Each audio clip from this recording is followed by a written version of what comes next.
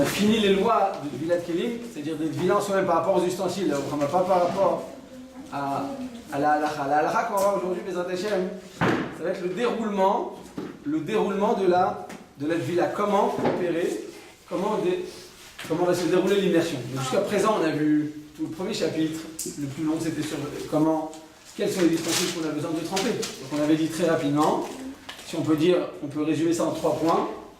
On va d'abord distinguer la matière. Deuxièmement, on va distinguer la nature de l'ustensile, est-ce que c'est un ustensile de consommation ou pas. Et troisièmement, on va distinguer est-ce que l'habillement entre en contact direct avec l'ustensile. Une fois qu'on a on prend en considération ces 3 points, bien on va pouvoir maintenant statuer de l'essence et de la halakha par rapport à cette ustensile. Maintenant, on va les ce qu'on va voir, c'est les lois de Vilat Kelim maintenant dans le milieu. Comment va se dérouler l'immersion? Alors vous allez dire, c'est facile. Tu prends l'ustensile et tu le trempes. La bracha, on a le problème de la bracha. Deuxièmement, on avait parlé de la khatita. Alors, je reprends peut-être ce qu'on avait dit. Rappelez-vous que le passage nous disait, il faut le connaître ce passage en bataille. Il faut vous en rappeler. La fin, il est très long, mais en tout cas, le tout premier avec Elazar, et pas besoin de tout rappeler depuis le début, mais je le relis pour les absents. Le maire Elazar à Kohen, Elanchiat Sava, Bayou la Milchama, Zatrukat Torah, Asher Tziva Donai et Moshe. Voici ce que donc Elazar a enseigné au sujet des ustensiles qui sont revenus de la guerre de Midian. Et Azarav, et Kesev, et Nechoshet, et Barzel, et Bil, et Oferet, donc tous les métaux que je viens de mentionner, d'accord, que je viens de citer. Kol Davar, Asher Yavo Baesh, Aviru Baesh. Donc tout ce qui passe par le feu, tu devras d'abord le cachériser par le feu. Donc la Gemara, elle a déduit quoi? C'est quoi tout ce qui passe par le feu? C'est les métaux. Non, pas les métaux, on vient de dire. Sur le feu. C'est quoi ce qui est sur le feu? La Gemara déduit. Les casseroles. Donc la Gemara déduit que qu'est-ce qu'on entend par tout ce qui passe par le feu? On entend tous les ustensiles de consommation. Un ustensile qui est utilisé par le feu, ça englobe, ça vient maintenant, vient donner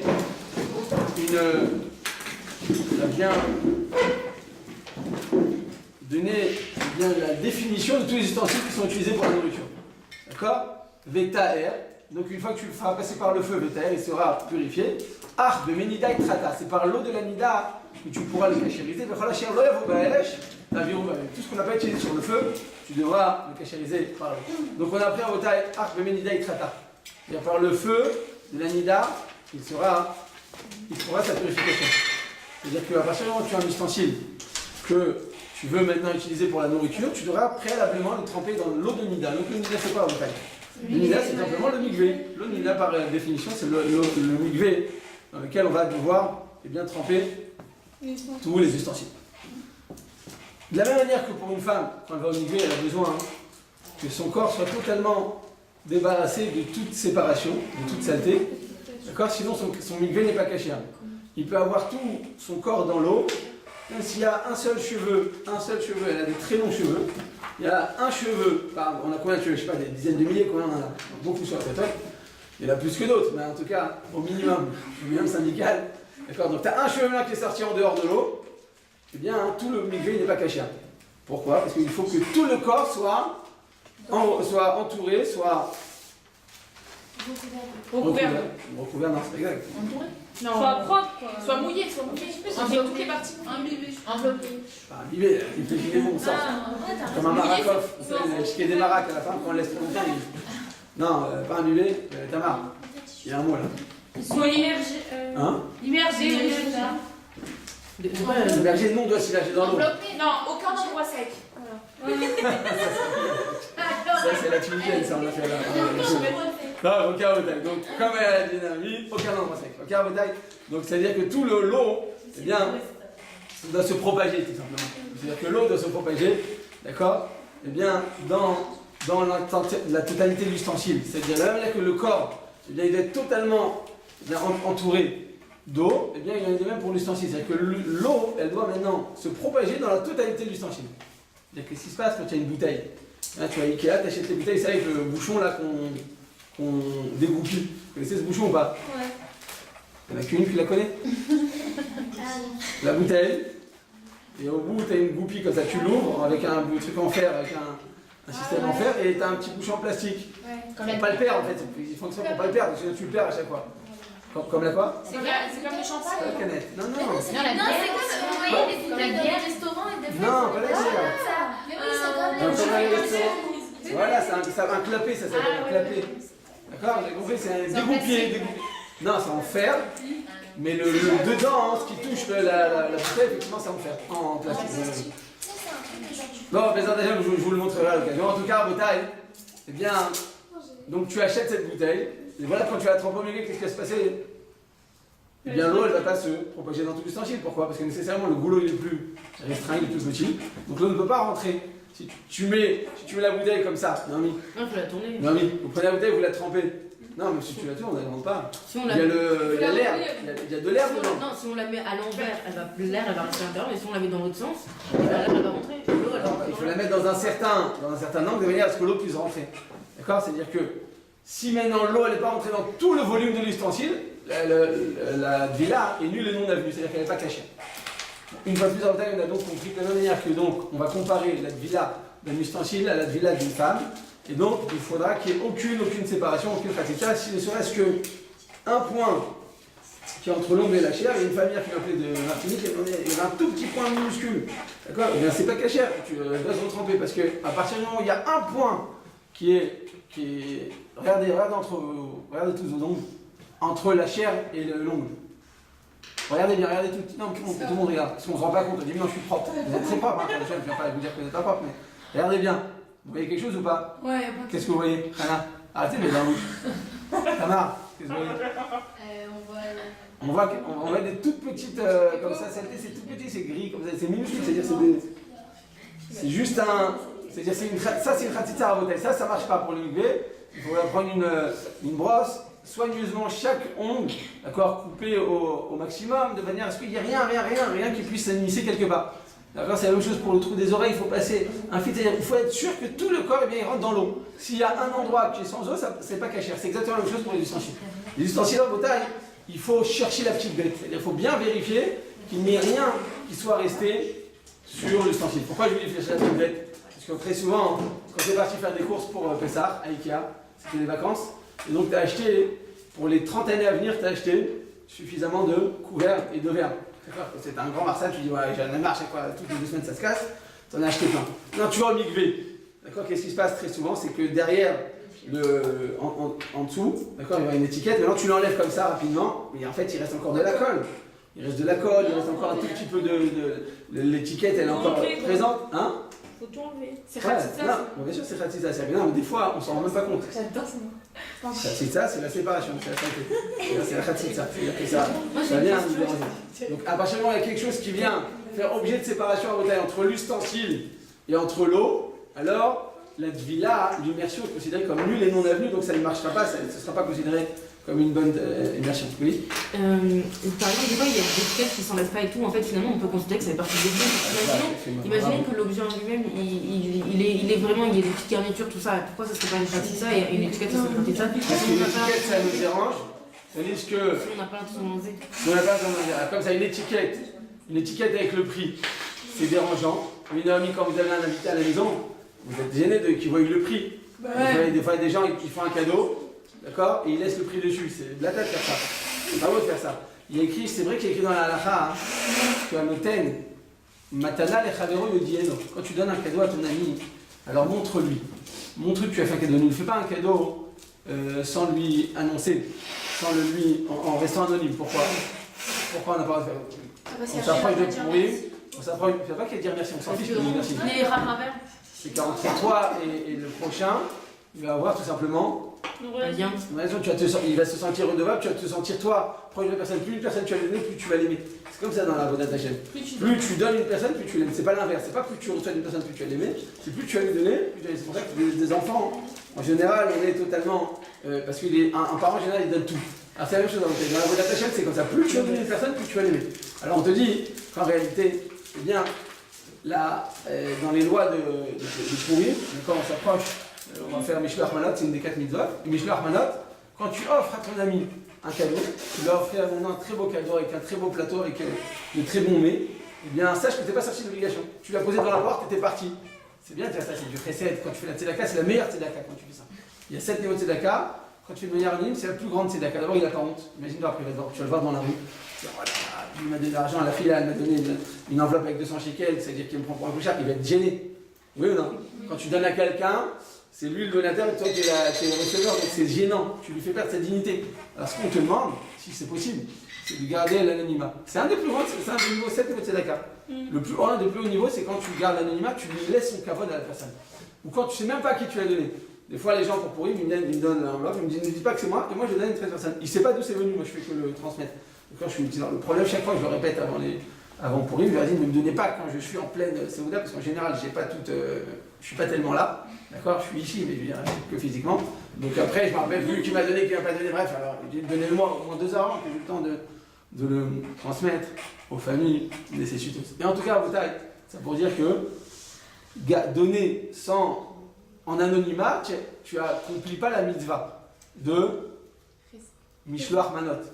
Tandis que de Matanot Avenim, ça marche. Quelle est la différence? Là, il faut lui garder la dignité, et là, il faut lui montrer l'amour que tu as à son égard. Donc, quand tu aimes une personne, tu dois lui montrer que tu l'aimes. Alors, Gemara dit comme ça, que Matana Lechadro Yodiaino. Quand tu donnes un cadeau à ton ami, tu dois lui annoncer. Tu dis, ouais, je t'ai donné ça. Pas pour recevoir un merci ou un retour, pour qu'il sache que tu l'apprécies. Ça va après bientôt rapprocher de cette personne. Pour ça, toujours dans les Chidourim, il y a quelqu'un qui va dire entière, il dit oui, m'a rien offert. C'est le troisième gars, je me dis non, comprenez, ça va développer des choses. Mais surtout pas. Parce que si ça développe quelque chose avant que tu connaisses la personne, tu vas déjà t'attacher à lui. C'est fini après, je vais te dire, il a pas des bonnes midotes, il étudie pas bien, il fait pas chômeur et naïf. Tu vas dire, mais non, il est très bien. Parce que t'es déjà attaché à cette personne. Donc il faut surtout pas, il faut garder le plus de distance possible. Quand on est dans la première étape, les premières guichottes, c'est au niveau sikhli. Une fois que ça a marché au niveau rationnel, après on rentre dans les sentiments. Il faut qu'il y ait des sentiments qui se développent. Mais d'abord, la première étape la plus importante, c'est l'étape rationnelle dans laquelle on pose le pour et le contre et qu'on n'est pas aveuglé par quoi que ce soit. De la même manière qu'un Dayan, il n'a pas le droit de recevoir aucun cadeau de la personne qui va juger, parce qu'après il va être aveuglé. C'est la même chose, une fille, quand elle reçoit quelque chose, après elle est aveuglée, elle n'arrive plus à voir les choses faire. Et c'est exactement ce qui se passe dans le monde ouvert, dans le monde des gens qui sont loin de la Torah.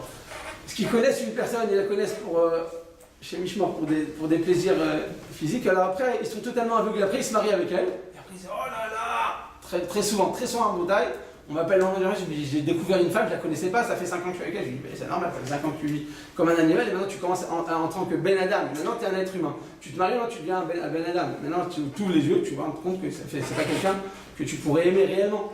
D'accord? Au niveau de la Ahava c'est ton nefesh qui se rapproche de son nefesh. C'est-à-dire que c'est quelque chose de très très spirituel, la vraie Ahava.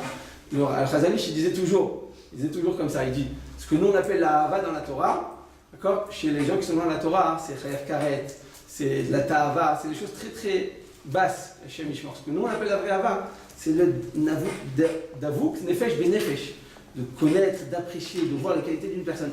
De ne pas être aveuglé, mais par des plaisirs qui sont très immédiats. De voir les choses de manière beaucoup plus. Tu prends du recul, tu arrives à apercevoir, à analyser la personne et à te dire voilà, je vois ses qualités et j'apprécie ses qualités et j'aime ses qualités. Et là, effectivement, tu vas arriver à un véritable amour. Après, une fois que on a passé le côté rationnel, tu passes effectivement au côté riche, c'est très important qu'il y ait de l'émotion, qu'on se sente bien, qu'on se sente à l'aise, qu'on se sente qu'il y ait une zilima, un courant comme ça qui passe, très très très important. Mais c'est en second plan. Si on a fait à l'inverse, c'est mort. C'est ce qui se passe dans le monde autour de nous. Les gens d'abord, ils s'arrêtent sur le côté émotionnel et tous les plaisirs chez Mishmor, et après, ils essayent de découvrir la personne. C'est trop tard, t'es aveuglé. Tu peux plus voir clair. Donc d'abord, il faut s'éloigner totalement, prendre du recul. C'est souvent on prend conseil avec un raf parce que il nous permet de voir les choses de manière beaucoup plus profonde, beaucoup plus énette. C'est ça ce qu'on nous demande. De arriver à une ahavat, à nefesh, d'accord, avant d'arriver de découler à d'autres appréciations et à apprécier la personne après comme elle est. En tout cas, Botaï, on a dit que dans Mishloach Manot, si tu es anonyme, ça ne marche pas, parce que toute la raison pour laquelle Mordechai et Esther ils ont instauré Mishloach Manot, c'est quoi? Pourquoi? Parce que qu'est-ce qu'il a dit à Manaraja? Yeshno Am Echad, Mefuzar, Meforad Ben Amim, ils sont disloqués, ils sont toujours en train de se disputer, ils sont jamais d'accord, ce peuple. Alors pour réparer ça, il faut l'amener là-bas. Dans là-bas, si je t'apprécie, que je te dis pas que je t'apprécie, ben, tu vas jamais le savoir. Alors c'est pour ça que c'est pas une réparation. Mais maintenant, tu as une un tzedaka que tu donnes, ne dis pas que c'est toi, tu vas le faire honte. Après, la femme dans la rue, elle va te demander de te voir. Une petite jeune comme ça, elle m'a donné de l'argent parce que je donnais à manger à la maison, c'est dérangeant. La personne va, à moins que chez Mishmor, s'il a passé le cap de la dignité humaine, alors là, c'est déjà que Dieu préserve. Mais très souvent, les gens, ils sont plus gênés que ça. Et donc, on demande justement de ne pas arriver à ça. Alors, ce truc, il dit toujours quand tu offres maintenant un beau vase en cristal, c'est du cristal d'arc, beaucoup plus cher qu'un truc fait en Chine. Il dit laisse-le. Non, pas le prix. Pas Tunis. Laisse-le. La marque, laisse l'étiquette, que c'est du cristal d'arc, que c'est une marque importante, que c'est une marque qui a une certaine valeur. Parce que tu lui montres que tu l'aimes pas cette personne. Tu lui montres que tu l'apprécies, tu montres que tu lui donnes de l'importance. Si tu achètes ça à 10 shekels, il va dire que tu as acheté ça à 200 shekels. Je t'ai pas dit c'est le prix, faites attention, des fois j'ai des manques de finesse. D'accord. Mais au moins, tu lui montres que tu l'apprécies. Ou bien lui dire, tu sais, j'ai cherché ce cadeau, je voulais vraiment, je t'apprécie tellement, enfin je sais pas si tu peux dire ça tout le temps, mais j'ai fait beaucoup de magasins pour le trouver parce que c'est important à mes yeux de te montrer combien je t'apprécie. Et à ce moment-là, la personne, tu vas pouvoir même lui donner envie, on n'a pas dit à Tata Jacqueline, tu vas chez elle, tu peux pas voir tout manger, tu vas la gêner.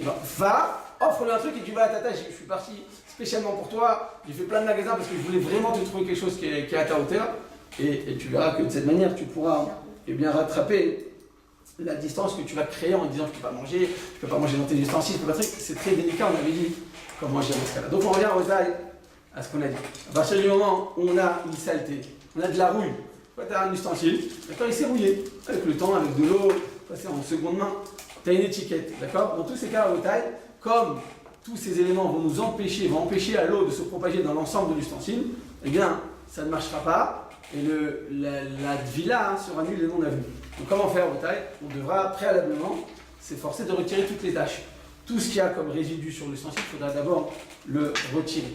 D'accord? Si maintenant on ne peut pas, on a fait des efforts et on n'a pas réussi à l'enlever. On a tout fait les efforts. Alors effectivement à ce moment-là, il n'y aura plus de séparation. Parce que ça s'appelle mi-août chez nos Makpid. C'est-à-dire que c'est quelque chose de minime. Et je ne suis pas Makpid, c'est-à-dire que je n'y porte peu d'importance, ça ne me dérange pas plus que ça. Où on voit ça à Bretagne, on voit ça justement avant le migvé. Une kala, quand elle va au mariage, d'accord, très souvent chez les Sfardim, qu'est-ce qu'ils font? Ils vont faire la fête du henné. Ils font la fête du henné. Et qu'est-ce qu'ils mettent sur la main? Ils mettent une couleur affreuse. Enfin, je sais pas, pour moi, c'est vrai.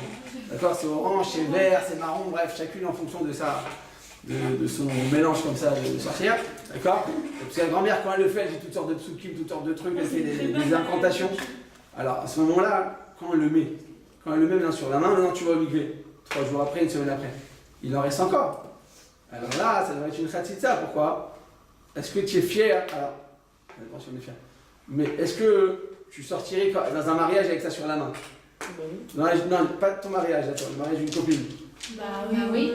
C'est pas dérangeant d'avoir ça sur la main? Bah non. Et si vous l'avez là, sur le bout du nez? Bah là-bas, pareil, là. Là, il faut Non, on ne montre pas. Mais non, mais tout le monde sait que c'est. Ouais, tout le monde sait. Là, vous dites que je me pars de ça, c'est-à-dire que j'en suis fier. Bah oui. On va dire, vous savez quoi, on va dire, vous avez fait une vaisselle, une vieille marmite comme ça d'une yeshiva, toute noire en dessous, et tu t'es truqué les mains. Ça, tu pourrais aller avec un mariage avec ça ou pas? C'est la même chose. Non, mais C'est c'est la la même même, chose. à la fin, c'est la même couleur. Oui, mais ça, on sait que Là, c'est marron, là, c'est on sait que c'est la Voilà, finale. c'est dans la tête, c'est dans la tête. On est d'accord, c'est dans la tête. Ouais, peut-être. Pourquoi peut-être? Bah oui, C'est pas ça. C'est la même tâche, c'est la même tâche, la même. Oui, mais ça, c'est pas ça. Je sais pas, on fait ça. Non, mais là, c'est pas ça, là, vous avez tout enlevé, il n'y a rien. C'est pas que tu mets la main sur la nappe et hop là, ça devient tout noir. C'est une moudoubare qui c'est à l'intérieur en général. Bah, Il y a l'hygiène, c'est 3 quelque chose couches dans d'important. l'épiderme. 3 couches, donc c'est à l'intérieur en général. Comment Comme ceux qui font des tatouage. tatouages. C'est pas, tu vas pas te la main, ça va pas partir parce que c'est à l'intérieur, c'est sous l'épiderme, ça part pas comme ça. Alors, je répète, dans le cas où tu as une saleté, donc tu as fait la vaisselle et tu as maintenant du noir sur tes mains, sur tes doigts, et tu as essayé de tout faire pour l'enlever. Tu as tout fait pour l'enlever. Alors on te dit comme ça, quand tu as frotté, et que c'est resté, et que ça ne me dérange pas plus que ça, non, sur le bout du doigt, j'ai un tout petit point noir, mais ça ne me dérange pas, je peux aller dans un mariage. En général, on va considérer le mariage comme étant le point d'indication. Est-ce que tu es gêné? Parce qu'en général, dans un mariage, on se fait plus belle. On fait plus attention à soi, on fait plus attention à notre présentation. Quand tu viens en cours, tu as des crocs. Tu vas pas aller à un mariage avec des crocs. On est d'accord? Bon, peut-être des fois oui, mais en général. Mais en tout cas, c'est-à-dire que tu n'es pas Makpida. Si tu n'es pas Makpida, ça s'appelle mi-out, chez nos Makpid. Une fois que tu as fait tous les efforts pour pouvoir l'enlever et que ça reste encore, alors là, effectivement, ça devient permis. Si tu n'es pas Makpida, mais si tu es Makpida, tu es très pédante, tu fais très attention, pour toi, ta présentation extérieure, elle est très importante et ça te dérange. Alors si ça te dérange, ça s'appelle mi-out. Bon, V Makpid, là c'est assourd. C'est assourd d'ordre rabbinique, d'accord? C'est-à-dire que c'est les Chachamim qui l'interdisent. Quand c'est la majorité de ton corps et que tu es Makpid, là c'est une Khatsitsa de Horaïta. En tout cas, il y a plusieurs niveaux. Je reviens à moi dans le cas de l'ustensile. L'ustensile, tu avais, on a dit, tu avais là-bas de la rouille. Tu as essayé de l'enlever. Tu as pris un scotch, tu as pris une éponge, tu as frotté. C'est parti à 90%. Il reste maintenant 10% de rouille. Est-ce que tu es tellement gêné que tu ne pourras pas, si je viens chez vous à la maison, manger? D'accord? Est-ce que vous allez dire non, je suis gêné d'amener ça devant. Oui, je vais être gêné? Non, ça va. J'ai essayé de l'enlever, ça reste, ça ne me dérange pas plus que ça. À partir du moment où tu as fait les efforts nécessaires et que c'est resté, et que tu n'es pas Makpida, je répète, tout dépend de la personne. Vous êtes d'accord? Oui? Qu'est-ce qui se passe? Une fille, elle n'est pas très hygiénique, elle ne fait pas très attention à l'hygiène, et elle s'en fiche que ce soit sale. Est-ce que c'est elle qui fixe? Non. Je ne suis pas Makpida. Il faut qu'elle ait nettoyé. Il faut que ce soit. Il faut que ça soit. Il faut que c'est des conventions, c'est-à-dire on va selon la majorité des gens, est-ce qu'ils sont Makpidim ou pas Makpidim? C'est la majorité des gens qui vont fixer, c'est pas toi. Si toi t'es pas un Makpida, toi t'es plus sale de nature, non? Eh ben tu ne peux pas fixer, tu vas changer la halakha, elle va l'interdire dans ce cas-là. Qu'est-ce qui se passe si maintenant toi, les gens ne sont pas Makpidim en général, donc, comme je l'ai dit, il ne reste même pas 10% de rouille ou de colle, et toi t'es oui Makpida, ou bien c'est la même chose pour les doigts. Toi, c'est très important pour toi ta Chitsoniut. Et tu as laissé un point et tu peux pas, tu vas faire un malaise. Tu peux pas aller au mariage. Je pourrais pas aller au mariage tant que je l'ai pas enlevé. Mais tu vas arrêter la repas, je m'en fiche, je veux pas qu'on me voit avec ça. Dans ce cas-là, est-ce que tu vas changer ou pas la halakha ou pas? Bah oui. Pourquoi? Oui, parce que On t'aurait pas fait on est toi t'es Makpida. Mais je viens de dire tout à l'heure que si t'es pas Makpida, avec la majorité des gens ils Mais sont. celle-là, ça me dérange. Chazak a fait donc exactement. Ça va que dans un one way, dans un seul sens. C'est-à-dire que c'est unilatéral. C'est-à-dire que si je suis Makpida, c'est toujours assourd. Même si la majorité des gens ne sont pas Makpidim. Mais par contre, si toi t'es pas Makpida et que la majorité des gens sont Makpidim, alors là, eh bien, ça va faire objet de Khatsita et donc ce sera interdit. Ok, Rabotai? Donc on répète, à partir du moment où tu as fait de nombreux efforts pour pouvoir retirer cette saleté, cette colle, cette rouille, et que ça reste tout de même, alors à ce moment-là, eh bien, ce sera permis. Parce que ça s'appelle mi-out chez nos Makpid. Donc la minorité, d'accord, c'est pas la majorité du ustensile qui est sale, c'est minorité, et toi, tu n'es pas Makpida, donc toi, tu portes peu d'importance, donc ça devient permis. Donc toutes les tâches qui sont insignifiantes dans la bataille, des fois tu as une toute petite tâche comme ça, tu dis ah non, je peux pas, non, si c'est insignifiant et qu'on ne lui prête pas d'importance, eh bien ce sera permis. Qu'est-ce qui se passe? Sinon vous êtes parti acheter il y avait une vente, tu sais, au Canada il y a beaucoup ça, mais justement au Canada, il y a un hôpital, le plus grand hôpital des États-Unis, Kasher, il a à Montréal. Et là-bas, je suis rentré dans un truc de cache-route avant pour vérifier, et je sais que là-bas il y a beaucoup ce qu'on appelle des sell garage, c'est-à-dire des ventes de garage. C'est quoi vente de garage? C'est-à-dire tout ce qu'ils ont dans leur grenier, le dimanche comme ça ils le mettent devant leur truc et ils le vendent. On a une grenier. Comment on dit ça en France? Ça existe en France? Ça existe en France? Bah oui, bien sûr. Tous les dimanches. Où? De quoi? À Paris? Ah oui, dans la rue, il y avait du grenier. Peut-être en banlieue, moi j'avais vu ça à Paris. Non, À Paris, dans les rues de Paris, comme ça déjà ils sont dans la là rue. où il y a le marché. C'est comme Non, en mais Afrique, pas, quoi. ici dans certaines rues où il y a le marché, genre. Non, c'est souvent le dimanche, je sais pas. Devant leur maison. Non, il y a des. il y a une rue comme ça où d'habitude il y a Non, le il marché. parle des Ah, Non, on aurait du non, marché, alors au marché des puces, c'est ça? Non, même C'est partout. même devant ma rue, je peux mettre devant le garage, je vends. Il y a des rues spéciales. Il y a une salle. Non, moi, je connais dans les années. Il y a un endroit spécial. Les gens, il y a un peu des salles. Voilà, tout le monde vient et vend leur propre. D'accord, moi j'ai déjà vu ça, oui. Je pensais que c'était des Romains, comment ça s'appelle? On a Ouais, des comment ça s'appelle? Des Les Romains. Gitans. Des Gitans, voilà, c'est eux qui vendaient. Vous dites c'est n'importe. D'accord, je savais pas déjà fait. Bon, en tout cas, là-bas, ils te vendent des trucs de seconde main. Ah, parce que les ustensiles, on ne peut pas les acheter les juifs. Mais si maintenant il a vendu une bouilloire, tu peux lui acheter ou pas? Une bouilloire électrique. Tu peux acheter une bouilloire électrique d'un goy ou pas? Oui. Pourquoi? Parce que qu'est-ce qu'on fait dans une bouilloire? Sauf que le chiffre, il faut aussi. Pas tout le temps. Les Du lait dedans, bah. Si. Dedans, bah il va avoir une odeur insupportable, ce sera sale. Je promets que souvent, il y a des gens qui font ça. Mais on reconnaît, ça laisse quelques marques. Du lait, de l'eau, des trucs quoi. Je sais Bon, pas. à part l'eau et le lait, qu'est-ce qu'on peut faire d'autre? Dans les Du odeurs, café, on du thé. n'utilise jamais. Les gens qui mettent Dedans, le café, non, je Oui, crois oui, pas. bien sûr que si. Non, Vous savez pas des fois quand vous êtes dans un restaurant, dans une petite fête, ou dans une je sais pas quoi, il y a toujours il y a une sorte de bouilloire, il y a écrit dessus qui c'est café, thé, machin. Non, des thermos. Le thermos avec le lait et le thé, ça Non, oui. c'est des Le thé, le lait, le bouilloires. café, ça je suis d'accord, mais pas. C'est Non, une bouilloire électrique qui est branchée. Oui, des bouilloires, même des concombre. On met dedans tout Des ce que tu veux. concombre, il y a même de C'est- café. Les gens ils font tout et n'importe quoi. Non, bien fait. Bah, s'il y a un doute, on peut pas. Mais en tout cas, si on est sûr qu'il n'y a que de l'eau, d'accord? Mais maximum, vous savez quoi, même si on a fait autre chose, on le cachérise. Même si on a fait autre chose. Que Bolocarpolton, il a même appelé ça, il a absorbé. On pourra le cachériser de cette manière. Donc à Botaï, les kits sur ça, pour vous laisser juste pour vous donner le cas, où tu as acheté maintenant une bouilloire dans laquelle il y a du calcaire. Et toi, tu as essayé d'enlever le calcaire. Et que tu n'as pas tout enlevé, qu'est-ce qu'on dit dans ce cas-là? Tu as le droit de le tremper comme ça ou pas? Oui. Oui ou non? Ça ne dérange pas. Mais si on a essayé de tout enlever. Tout, 5 fois, pas 4 fois. Ouais. Enfin, 5 fois. Alors, Bah Oui, ça, ouais, c'est Ah bon. oui, alors c'est bon. c'est bon, ouais, vas-y. À partir du moment où tu as essayé de nettoyer ce que tu pouvais, et qu'en dépit des efforts, il est quand même resté quelques traces, il n'y a pas de problème, parce que toi, t'es pas Macpida. Si t'es Macpida, c'est sûr, mais si t'es pas Macpida, c'est que ce serait pas bon. Que C'est pour vraiment les- pour les étiquettes si on a vraiment. Ouais, exactement, c'est ça. Ça Toutes marche. les étiquettes. Vous avez enlevé très souvent en dessous de l'ustensile, tu as enlevé maintenant l'étiquette, tu frottes, et t'arrives plus. Maintenant, tu essaies avec tes ongles de frotter, tu arrives plus. Alors, effectivement, dans ce cas-là, comme on n'est pas Macpid, ce sera permis. Mais mec, Mais c'est que du comment on calcaire. fera les khatri là? Parce que c'est vrai que je retire avec les ongles en bataille quand tu es au mikvé, en hiver, tu as les doigts gelés, tu mets de l'eau, tu mets le cli dans l'eau, tu as les mains encore plus gelées. Quand maintenant tu essayes de gratter avec les ongles, c'est impossible. Et tu en as 25 des assiettes avec chacune. On dirait qu'ils ont fait exprès de mettre de la colle qui est indélébile. On dit indélébile ou pas? Oui. Ah, c'est bien ça, d'accord. Donc tu mets maintenant de la colle qui est très difficilement, qui est très solide. Et tu essayes de gratter. Effectivement, là tu peux pas. Donc ce qu'on te demande de faire préalablement, sauf c'est le marchava.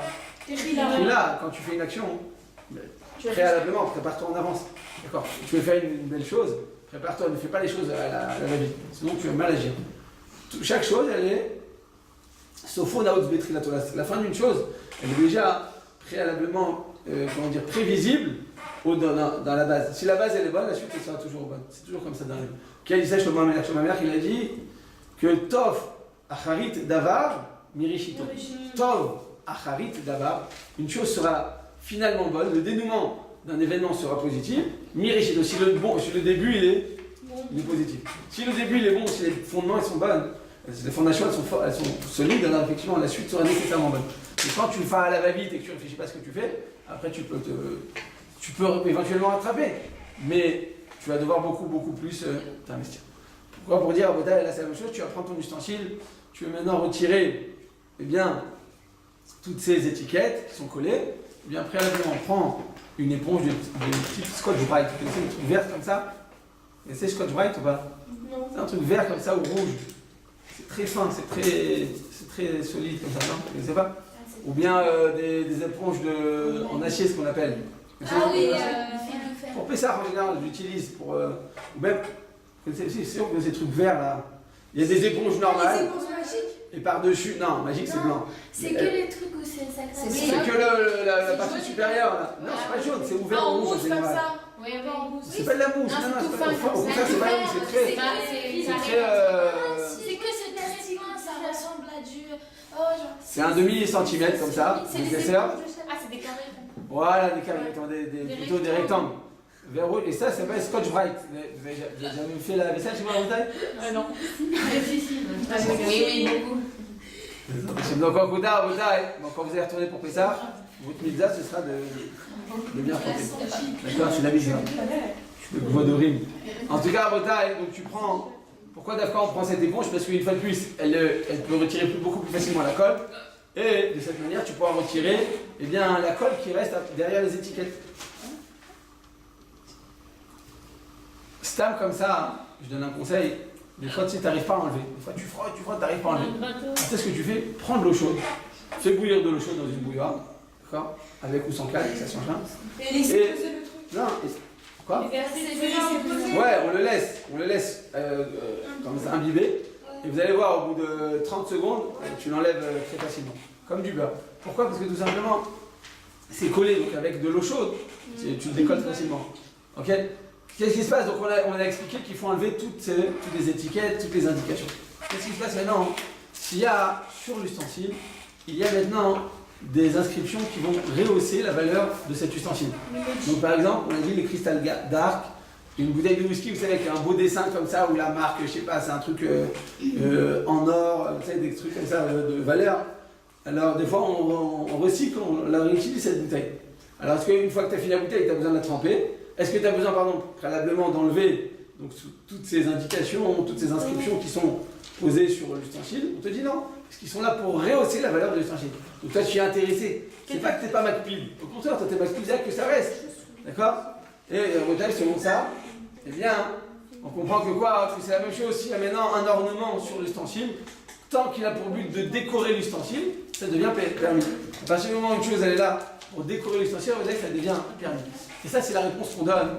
Des fois, des balaniotes, elle m'appelle du elle me dit voilà, il y a une femme qui va rentrer le Mugvé. C'est pas une femme religieuse, et elle s'est fait maintenant, elle s'est fait les ongles. Et elle vient de les faire, elle dit écoute, moi, si vous me demandez d'enlever, elle a pêché, c'est pas 200 shekels. Des fois, il y en a qui font des rajouts d'ongles.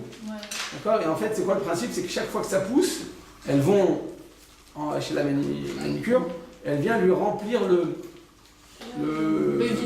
vide. D'accord? Elle vient à nouveau, elle vient lui appliquer là-bas du maquillage, de la laque, et de cette manière. Donc ça s'entretient tout le temps, c'est très compliqué à faire, ça coûte beaucoup d'argent. Et elle arrive au migvé, la baguette, elle dit non, vous n'avez pas le droit, il faut l'enlever. Elle dit non, écoutez, moi, votre migvé là, si vous me demandez de l'enlever, je ne vais pas migvé. Il y a des femmes comme ça. Alors on dit dans ce cas-là, est-ce qu'elle peut se tromper avec ça ou pas? Si c'est au début, Non, pas au début, non, je lui dis voilà, ça a poussé. Ça a poussé et elle a. Oui, mais si c'est elle vient grand de comme faire. ça, c'est comme une Si sorcière. elle vient de faire maintenant, Non, pourquoi vous dites ça? Ça la dérange pas. C'est quoi, ça la dérange pas? Ça fait partie d'elle, c'est qu'elle comme ça. T'as qu'à fait ma bande. C'est pas que c'est juste ça la dérange pas. C'est qu'au contraire, ça la dérange de l'enlever. C'est-à-dire que ça fait maintenant, hein, ça devient, c'est une partie d'elle. C'est une partie d'elle. Alors, c'est le recette. Je répète, nous, on n'a pas le droit de faire ça. Je répète, nous, on n'a pas le droit de faire ça. Pour les gens, les chamans, on n'a pas en aucun cas de faire ça. Simplement, on dit pour les gens qui sont loin de la Torah, si ça va être un méakef pour d'aller au migvé, alors Même oui. si c'est pas au début du truc. Quel que soit, parce que c'est recette. Entre mon corps et entre l'eau du migvé, il y a une khatita, il y a un maquillage, il y a de la laque, il y a de la... Ouais, mais moi j'ai entendu que si c'est la première semaine, on a le droit. Non, on va dire, je vais expliquer. On a dit comme ça, que quand le corps il rentre dans le migvé, il faut que l'eau elle entoure cette personne dans tous les sens. C'est-à-dire qu'en aucun cas il y a le droit d'avoir une chose qui vient maintenant séparer mon corps de l'eau. Donc maintenant, cette laque, comment on dit la laque là? Le vernis en haut, eh bien, c'est une khatita entre mon corps. C'est pour une khatita. D'accord? Ça vient maintenant séparer l'eau de cette personne. Donc c'est assurant. On te dit maintenant, quand c'est pour embellir la personne, avec Maria elle dit, dans Nida, elle dit que colle les noyes et nos chotset. Chaque chose qu'il a pour rehausser, pour embellir, ça peut être bon pour toi. Qui est là pour embellir, eh bien la personne, c'est pas chotset, parce que ça me dérange pas, au contraire. C'est pas que ça me dérange pas. Tout à l'heure, je vous disais, il y a une petite, il y a une petite saleté. Et tu essaies de l'enlever, t'as pas réussi. Alors là, ça te dérange pas. Mais là, c'est pas que ça me dérange pas. C'est pas que c'est négatif, c'est que c'est positif. Je suis content de l'avoir. Je suis plus content de l'avoir. J'ai payé ça à truc, je suis très contente et je vous ai dit à notre époque, les femmes, tu vas au supermarché, elles ont toute une histoire sur les ongles. D'accord? Tu vois, un petit monsieur, il a sauté, après il est descendu, après il y a tout un truc, c'est toute une hormale, et ça a une fortune. Là-bas, c'est pas que ça ne me dérange pas, c'est qu'au contraire, ça la dérange de l'enlever. Ça la dérange de l'enlever. Alors, Minadine répète sur la stricte loi, nous on n'a pas le droit de faire ça. Mais pourquoi? Même pour nous, même pour au début. Parce qu'une fois de plus, nous, on doit tout enlever, le corps il est totalement, il n'y a rien qui doit séparer de l'eau. C'est comme ça que ça marche, c'est une halakha, en aucun cas on va le faire. Mais je répète, pour une personne qui dit c'est soit ça se fait pour une personne loin de la Torah, d'accord? Et bien dans ce cas-là, on dit, on ferme les yeux, on lui permet d'y aller. Mais c'est quoi la condition? Ce que vous avez dit, Rita. Il faut que ce soit tout fraîchement fait. Pourquoi? Parce qu'imagine-toi, ça fait une semaine qu'elle a fait. Qu'est-ce qui s'est passé depuis une semaine? Ça a poussé. Donc maintenant, il faut encore les malottes, il faut encore remplir. Ou bien, c'est quoi? T'as pas fait un rajout d'ongles, mais maintenant tu as fait une French, je sais pas quoi. Et maintenant le bout, tu as nettoyé, tu as fait la vaisselle, tu as fait des choses. Et donc nécessairement c'est un petit peu écaillé. Donc le bout maintenant, cet endroit, ça te dérange, toi comme ça. Alors là c'est un problème. Là, si c'est fraîchement fait, elle a fait ça depuis 24 heures, 48 heures, 72 heures, qu'elle fait attention à ses doigts, alors effectivement, dans ce cas-là, pour ces femmes-là qui sont loin, on va dire, ok, si c'est fraîchement fait, je te laisse. Mais quand elle a fait depuis plus d'une semaine, et que maintenant il y a des écailles de partout, que c'est pas esthétique, va dire que là, tu es Makpida, là c'est ma friala. Elle va dire non, je suis pas Makpida, on a dit, on s'en fiche, on la prend pas en considération. C'est quoi qui va être les chaînes de valeur? C'est ce que tu as dans un mariage avec ça ou pas.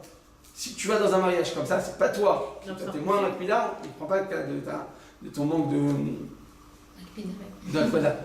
on prend la majorité des gens. Est-ce qu'une femme en général peut aller dans un mariage quand c'est écaillé de cette manière? Des fois, quand c'est juste le bout, ça me dérange, ça se voit à peine. Il faut juste que je mette comme ça et là je le vois. Là, on va d'aller. Donc on regarde, c'est quoi les chaînes de valeur d'ail? C'est un mariage. Est-ce que tu peux sortir avec ça ou pas? C'est clair pour tout le monde? Donc on revient maintenant. Mais quand c'est permanent, quand on fait Le jet. des choses permanentes. Voilà, le Si gel, c'est après frais, ça si pousse c'est à un frais, moment, ça. non? Ouais. Voilà, le problème c'est qu'après il va falloir les malottes, il va falloir le remplir. Par exemple, du maquillage permanent, donc après. Ouais, par exemple, ça existe le Alors, crayon. dans les cils. Alors, quand on a des cils à la taille, alors effectivement, comme a dit tout à l'heure, Hana, ça fait partie du corps. À partir du moment où c'est permanent, d'abord il y a un autre problème. Quand c'est permanent, les poskim ils sont d'animiser. Dans le Wadi SF, le Rav Vosner, il parle de l'interdiction de faire un tatouage. Il écrit dans la Torah, l'autre c'est Ktovet Kaka. Enchaîné. En dessous, c'est quoi une Ktovet Kaka au taille? C'est quoi? C'est un tatouage. Par exemple, je sais pas, tu es dans le bus, quelqu'un te donne un numéro de téléphone, tu l'écris sur ta main. Ça va s'enlever. Vaut mieux l'éviter, mais il n'y a pas d'interdiction. Pourquoi? Parce que ça s'enlève, il y a plein de problèmes. Le problème des tatouages ou de ces maquillages permanents, c'est que ça va, on a dit, ça va s'immiscer sous l'épiderme. On a dit, il y a 3 couches dans la peau, n'est-ce pas? Là-bas, à l'intérieur, ils vont t'injecter le produit, la couleur. Donc ça va être coincé là-bas. Et ça c'est un peu de caractère. Ça, c'est sur d'oreille. Non, j'avais dit la dernière fois, je sais pas, c'est une femme maintenant, elle n'a pas de cils, elle est très gênée. Ou bien, je sais pas, elle n'a pas de lèvres. Tu parles pas d'une femme qui vient. Non, tu parles pas d'une femme qui vient maintenant. D'accord, elle veut ressembler à une star de cinéma. Ça, c'est Vadaï la sourde. Mais une femme, c'est pas qu'elle a envie de se faire un poireau pour être. Je sais pas, il y a des gens, ils sont fatigués de la tête. Je parle pas de ça, ça, Vadaï, ça sourde. Les personnes, non, elles sont gênées. Leur présentation, elles sont gênantes. On avait parlé de voix d'Abriot. Vous vous rappelez de voix d'Abriot, c'est quoi? Ouais. On avait dit quoi sur voix d'Abriot? Bah, que c'est plus rachou. Khazak, pas c'est plus rachou, c'est Doré. Gadol voix d'Abriot, c'est Doré l'otassé chez Batora. Gadol voix d'Abriot, c'est quoi au taille? Le respect de la nature humaine. Vous vous rappelez ça ou pas? C'est ici qu'on parle de ça ou c'est dans les fois de Shabbat? Gadol, Gvod, Abriot, chez Doré, l'otassé, chez Batora. C'est-à-dire grand. D'accord? C'est important, c'est extrêmement important. Le respect de la nature humaine, la dignité de la personne humaine. D'accord? Ça peut même repousser un lotassé chez la Torah. C'est-à-dire qu'on va te permettre, pour la dignité de la personne, bien, de repousser l'interdiction de la Torah. Donc Maral parle de quoi? D'une personne qui marchait dans la rue. On a parlé de Chatnez, n'est-ce pas? Ouais. Du mélange de lin et de laine. Elle marchait dans la rue et tout d'un coup elle s'est rendue compte qu'il y avait un fil de lin. Qu'est-ce qu'elle a fait? On dit maintenant tu devrais l'enlever. Un homme, c'est-à-dire tout d'un coup il s'est rendu compte que son t-shirt il est rempli de Chatnez, il devrait l'enlever. Non, l'enlever comme ça dans la rue, c'est gênant. Pour un homme, il n'y a pas de problème de sinus, mais c'est très gênant. Dans la rue comme ça, tu vas te prendre pour un fou. La Gemara dit c'est quoi une personne folle? Qu'est-ce qu'on considère comme fou? Si on n'a pas qui n'est pas tour de toute la Torah, une personne qui se déchire des habits dans la rue ou qui va dormir dans un cimetière. C'est les deux, c'est marrant, on prend deux points qui sont très extrêmes. On dit, c'est comme ça, c'est quelqu'un qui n'est pas Mishnah-Ishou, qui ne fait pas partie de la société. Il va dormir dans un cimetière, c'est une personne folle. Ou bien, c'est déchiré, faites attention comment les gens le regardent. Vous rappelez, hier, on avait parlé de l'enfer, c'est autrui. Ouais. Après, on avait dit qu'il y a un juste milieu. Tu ne dois pas être emprisonné, mais tu vas faire attention quand même aux conventions, sinon ils vont te prendre pour un fou. C'est quoi un fou? C'est une personne qui fait des choses comme ça très bizarres. Et c'est quoi qu'on essaie de dire comme très bizarre? C'est les deux critères que la Gemara dit. Donc je répète. Là-bas, tu t'es rendu compte que dans ton t-shirt, il y avait un chatnez. Est-ce que tu dois l'enlever maintenant en pleine rue? Non. Ah, pourtant, je transgresse chaque seconde que je porte ce chatnez, je transgresse l'interdiction de la Torah. Non, mais c'est de Gadol ou Gabriel. Le respect de la nature humaine est tellement important. La Torah va tellement mettre en valeur la nature humaine sur sa dignité, sa respectabilité, son respect, son propre respect, son amour propre, qu'on va même pouvoir permettre de transgresser l'interdiction. De l'ota, c'est pas une assez. C'est pas que tu vas commencer à manger je sais pas, t'es mort de faim, tu dis ah non, je suis blême, je suis blême, je suis toute pâle. Donc je suis pas belle comme ça, non, je vais manger vite un hamburger à McDonald's parce que c'est voie d'abriote. Non, ça va pas devenir fou non plus. D'accord, voie d'abriote, non, j'ai besoin d'avoir une bonne odeur, d'avoir une bonne haleine. Non, tu vas pas faire une Avera pour. On est bien d'accord. C'est juste un lot AC. C'est quoi l'autre AC? C'est une interdiction négative de la Torah. Donc là-bas, l'interdiction de la Torah te dit l'autre il va chatnez. Tu n'as pas le droit de porter chatnez, mais comme c'est voie d'abriote, on te dit garde-le jusqu'à ta maison, tu changeras ton t-shirt à la maison. C'est clair? On avait parlé de ça, mais on avait parlé de ça ou pas? Oui. Voie d'abriote, si, on a parlé. On a parlé de. pendant Shabbat, on n'a pas le droit de déchirer du papier toilette. C'est une interdiction de la Torah, on n'a pas le droit. C'est une interdiction de la Torah. Simplement, pour que la personne soit propre et soit au niveau hygiénique, alors on te dit déchirer le papier toilette, béchinouille. Donc là, tu fais un chinouille. L'ota assez, c'est pas l'interdiction de la Torah, on te dit c'est l'interdiction de l'ota sour, miadavar, et shagdolecha et small. C'est quoi le lota assez qu'on te permet de transgresser en bataille? L'ota sour, c'est quoi l'ota sour? C'est quoi l'ota sour? C'est passionné de quoi? Mais non, quel chemin? On l'a dit en bataille.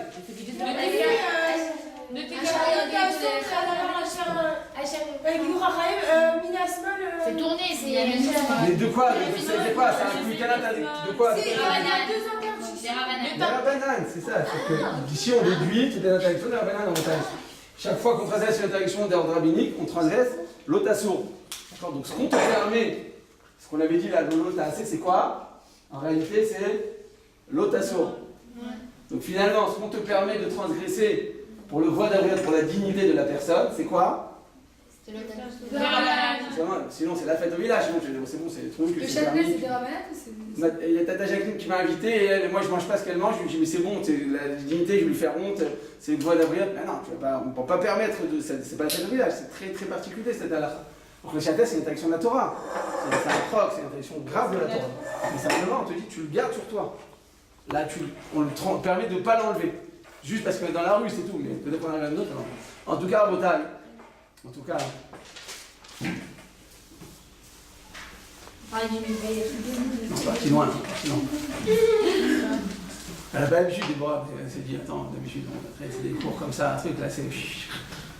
On est parti très loin. Tac, tac, elle y va pour qu'on voit d'ailleurs. La ratissage, elle aura laissé. C'est ça.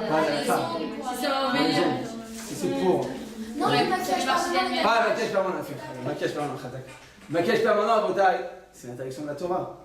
Maquillage Je permanent. répète, maquillage permanent, pas celui qu'on fait Je Shabbat. parlais pas de la séance Je parlais de. Le tatouage, comment ça s'appelle en français là? Maquillage permanent. Oui, un tatouage. C'est un beau tatouage alors. Non, c'est maquillage permanent. Mais non, les tuiles, Mais on va pas dans un magasin de tatouage. C'est un tatouage, le liner sous un Ça Oui, c'est un tatouage en vrai. En fait, c'est un tatouage. Donc, j'ai répété, c'est de la couleur qu'on va mettre dans l'épiderme. C'est-à-dire qu'on va l'injecter là-bas. Donc, c'est un tatouage. C'est un tatouage. Maintenant, on va pas écrire une tête de mort dessus. On va juste faire la forme des cils ou la forme de, je sais pas, de la lèvre ou je ne sais quoi. Alors, je te répète, si c'est pour t'embellir, dès que c'est la source. C'est de la source de Koulama, tu transmets une interdiction de la Torah. Mais sinon, je répète, la femme, elle a un visage, comment dire, très. D'accord. Elle est belle, mais elle ne sait pas, ça c'est. Voilà, elle est belle sans le savoir, exactement. Ni elle le sait, c'est un tzaddik qui fait ça. D'accord. Donc dans ce cas-là, on dit quoi? Et bien dans ce cas-là, comme c'est Kvod Abriot, je répète, c'est particulier, il faut demander un arabe. On ne peut pas dire non, c'est important pour moi, je me sens pas bien dans ma peau. Mais ça, c'est pour 3 mois. Mais si c'est pour de vrai, même 3 mois, c'est durable, ça s'appelle durable. Dès que c'est plus qu'une semaine, un mois, regardez dans le Bet Yosef pour les lois de l'AC, c'est quoi qui est considéré comme durable? Il y en a qui disent 3 jours, il y en a qui disent une semaine, il y en a qui disent 1 mois, mais en tout cas, 3 mois, c'est. En tout cas, en total, pour le Kvod Abriot, on va le tolérer, pas tout le monde le permet, Vosner l'interdire, on va dire, lui il avait interdit, après, bon, Shraga l'avait interdit, Rav Amsel qui avait interdit, Kitso, c'est une grosse marquette dans les poskim. Et donc, on fait un shelat racham. On est gêné, on ça me dérange, on parle. Ah non, je suis gêné, t'en parles à sa femme. Les Arabes, ils sont très ouverts, ils connaissent tous les dernières inventions. D'accord, au niveau esthétique, donc vous en faites pas. Nous-mêmes à Botara, il y a une femme qui était venue et nous a expliqué tout. C'était elle faisait la manucure, pédicure. Elle a expliqué toutes les nouvelles. Tous nos trucs, c'est bizarre, c'est plus des êtres humains, c'est des ordinateurs. Quoi. Il s'appelle bientôt Terminator. Là, tout est en truc, tout est programmé en avance, combien ils vont faire, et tout est très, très séquencé. Donc on fait une Shelat Racham et on va pouvoir nous dire si c'est permis. Donc, comment à Botaï, on a vu donc la séparation et la saleté, maintenant on va voir l'immersion en soi-même. Comment à Botaï on va donc faire la Tvila, comment on va tremper cet ustensile. alors on tiendra l'ustensile, mais pas avec trop de fermeté, parce que si, c'est pas, on va dire que tu as une marmite qui est lourde. Et toi, tu la tiens de toutes tes forces, tu as peur qu'elle te tombe. D'accord? Parce qu'après, remettre la main dedans, c'est compliqué.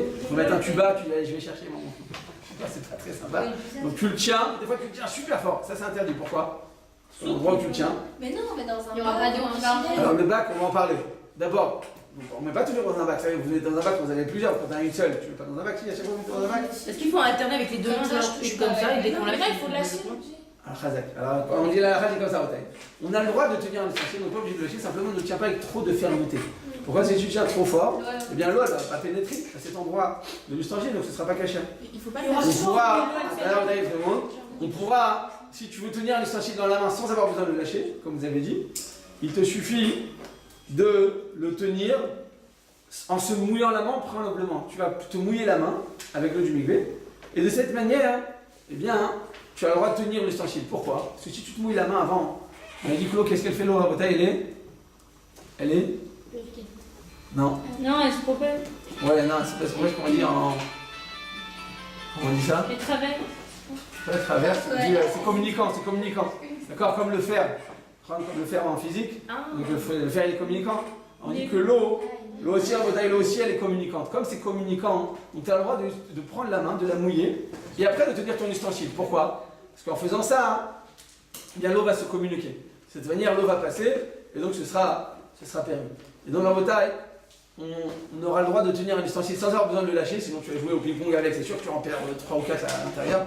Et je vois tout le temps des trucs là-bas à la pêche, donc tu n'as pas besoin de le lâcher, tu le tiens, même tu peux même bien le tenir, mais pas trop fort non plus.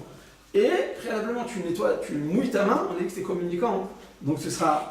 Donc la khatri là on le tiendra de manière lâche, de manière assez laste, assez souple, et de cette manière l'eau elle passera en toutes tes mains, donc ce sera permis. On aura le droit effectivement d'utiliser à la bouteille un filet ou un panier à maille ajourée, c'est-à-dire qu'il va être tout simplement troué et de trouer de cette manière, de le tremper de cette manière. Simplement à bouteille, on fera attention, et ça fait très longtemps, j'ai eu plein de personnes qui se trompent, il faudra attention de ne pas tremper trop d'ustensiles en même temps, les uns sur les autres. Pourquoi? Parce que toi tu mets 10 assiettes, Ça va pas mal pénétrer. les assiettes d'en dessous, il y a un poids de 10 assiettes par-dessus, donc je sais pas, il y a 3 kilos dessus, nécessairement l'eau ne va pas passer. Donc tu mets dans ton salle, lorsque tu as les uns déposés dans ce panier, tu mets 2, 3, 4 assiettes maximum. Là, ce sera effectivement permis. Ouais, là, de cette manière, on va être sûr que ça va passer. Deuxième contre-indication à bouteille quand on utilise un panier, c'est quoi? C'est faire attention de ne pas mettre des verres. Des fois, qu'est-ce que tu fais? Tu mets le verre. D'accord? Tu mets 6 verres et tu le poses comme ça. Après, il n'y a pas de problème, tu n'as pas mis l'un dans l'autre. L'un dans l'autre, on ne peut pas un verre. Le verre, il est à l'envers, il prend l'eau, elle rentre pas. Exact. Quand tu mets un verre à l'envers, l'eau elle ne rentre pas. Et quand tu le mets à l'endroit, il flotte. Donc l'eau elle ne rentrera jamais dedans. Alors faut les prendre à la main. On les prend un après l'autre. On ne peut pas le mettre dans. Quand c'est des verres, quand c'est des bouteilles, quand il y a un. Il faut tourner des deux sens. Il faut pas les mettre en verre, faut les mettre dans le verre comme C'est-à-dire ça. dans les deux sens? Non, mais si on met comme ça le verre, ça marche. Non. Quand on a dit, il faut que la bouteille, faut que l'eau pénètre à l'intérieur. Là, vous avez votre verre ou votre bouteille, d'accord? Il faut que l'eau puisse rentrer à la bouteille à l'intérieur du volume de. Il faut que ça se remplisse totalement. Comment tu sais, il y a des bulles. Donc dès qu'il y a des bulles, c'est que nécessairement il y a encore de l'air dedans. Donc c'est-à-dire que l'eau n'a pas encore atteint tout le volume de l'intérieur de l'ustensile. Donc c'est pas caché. On est d'accord, bouteille? Donc chaque fois que tu vas prendre un ustensile, eh bien, tu devras le laisser jusqu'à ce qu'il n'y ait plus du tout de bulles. Ça prend longtemps. C'est pour ça qu'on s'y prend préalablement. On ne vient pas comme ça en étant se préparer. Mais sinon on va pas s'en sortir. On a dit donc, de la même manière que chez une famille d'as, s'il y a un seul cheveu qui sort, eh bien c'est lui on a vu, l'année de même pour un ustensile. S'il y a une seule partie de l'ustensile qui n'est pas trempée au même instant, eh bien ce sera interdit. Et donc on n'a pas le droit, à bouteille de quoi? De tremper. Est-ce que j'ai le droit de tremper un ustensile? Tu sais pas, tu as une grosse marmite, et ton miguet il n'est pas assez grand. Tu le rentres d'un côté, et après tu rentres de l'autre. Mais il est trop grand, il ne rentre pas dedans. Alors tu changes. Tu prends un autre. Tu vas prendre un autre. Il n'y a pas d'autres miguets. À Paris, on a combien de miguets de Kélim? Il paraît que c'est très difficile de trouver des miguets de Kélim dans Paris. Ouais, c'est grave vrai. Ah ouais, jusqu'à aujourd'hui, je pensais, moi, ça a progressé depuis. Un migvé d'humain et un migvé de c'est la même chose. Miguet d'humain, ouais, si, c'est la même chose d'abord. Simplement, on interdit de tremper dans un miguet d'homme parce que souvent, il est arrivé qu'on a pris un verre, il s'est cassé. La femme, elle est venue après, elle s'est trempée, elle s'est blessée. Le sang, c'est chotzetz, parce qu'après la femme, c'est pas caché avec l'huile, ça fait des très gros problèmes. Donc en général, on interdit. Pas selon la halakha, techniquement, on interdit d'utiliser. De tremper des ustensiles dans un aiguille d'homme. On fait De moitié-moitié. femme. Alors on fait pas. Non, on dit que moitié-moitié, ça marchera pas. Il y a un rituel de Alors, où ça marche la bouteille moitié-moitié? Dans quoi ça marche? Dans quoi ça marche la bouteille moitié-moitié? Comme des kélim. Quoi, ça rentre entièrement? Moitié-moitié quoi? Non, dans quel cas ça marche? Et bah, Bédiavat, qu'on a pas le droit. Non, des libémiat ça marche pas. Si je qui sort, c'est mort. Même si après il est rentré, ça marche pas. Si on l'arrache, Non, je vous ai induit en erreur. Dans quel cas ça marche, le migvé, de faire quelque chose en deux étapes? Pas dans la Dvilat Kelim, dans la Archarat Kelim. Quand tu viens cacher les ailes, ça c'est ce qu'on verra dans un moment Pessar, c'est à la preuve. Quand tu viens, tu as une grande marmite, elle rentre pas. Tu essayes de la rentrer, de la cachériser, donc de la mettre dans l'eau bouillante, dans la marmite, elle rentre pas d'un coup. Tu peux la mettre en deux étapes, ça c'est permis. Même en trois étapes, il n'y a pas de problème. Pourquoi? Parce que l'essentiel c'est d'extirper le goût imbibé dans les parois de cet ustensile. Que ce soit en 10 étapes ou 10, c'est exactement la même chose. L'essentiel c'est que tout l'ustensile à la fin est bien. Donc, Agalat Kelim, on peut le faire en plusieurs étapes. Dvilat Kelim, on peut pas. Donc, tremper l'ustensile en plusieurs étapes, ça marche pas. Mais cachériser, on peut. On fait comment? Alors, s'il n'y a pas d'autre miglé dans la ville, on avait donné les solutions, on donne à un gars et on lui emprunte. Ou bien on le rend inutilisable et à nouveau on le répare. C'est clair, vous vous rappelez ce qu'on avait dit pour les ustensiles électriques? C'est-à-dire qu'on n'a pas le droit de. Démonter une casserole pour la mettre au milieu. Parce que des fois, il y a des. Demandez, c'est quoi? À qui vous demandez? Non, démonter. Non. Parce que des On fois. a dit que c'est dans le gouffre. Si on fait que démonter les idiotes, Mais ça marche parce que c'est dans idiotes, on dit les idiotes, poignets. les poignées, ça marche pas. Ça change rien. Ah, c'est bon, c'est en une fois. Non, elle Non, j'ai pas prépare compris. comme ça. Ah non, vous voulez dire, est-ce que j'ai le droit d'enlever la poignée pour pouvoir le tremper? Est-ce que ça Parce que marcherait? des fois, la poignée elle est pas en matériel On a de des- là, et à l'intérieur, il y a genre le truc qui maintient, il fait. Ouais, en général, c'est une. Oui, mais ça change rien, c'est la marmite à la